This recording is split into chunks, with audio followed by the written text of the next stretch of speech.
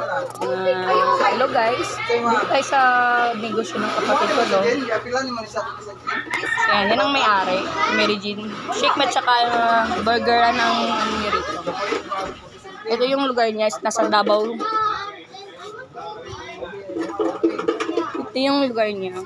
Punta lang kayo dito kung gusto niyo mag-shake. Napakamura lang shake niya. Is unlimited, 25 lang may shake. May ano na kayo, makukuha na kayong yan. Milk shake. Mayroon na kayong makukuha sa halagang 25 lang. Mayroon na kayong makukuha milk shake halagang 25 lang. Solid po kasi mayroon po siyang iba't ibang flavor. May mango, may strawberry, tsaka may cookies cream, may melon, avocado, lahat ng ano. Okay? Punta lang po kayo dito sa lugar ng... Anong lugar to? Ayan po. Pasok na po kayo.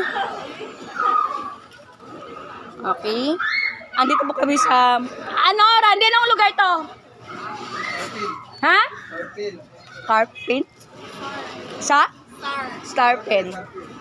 Dito lang po si Starpen sa Davao City. Malapit na po siya sa... Pasok lang po kayo dito sa area niya. Halagang 25 may shake ka na milk shake.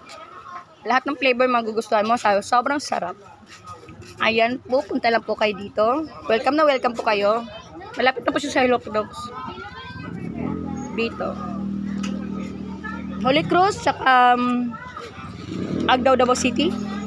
Makikita nyo na pa yung milkshake ni Mary Jean Balengit. Ayan ang tsura ng milkshake niya.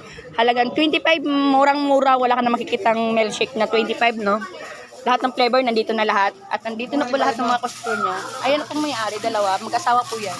Panis. Panis po. Thank you.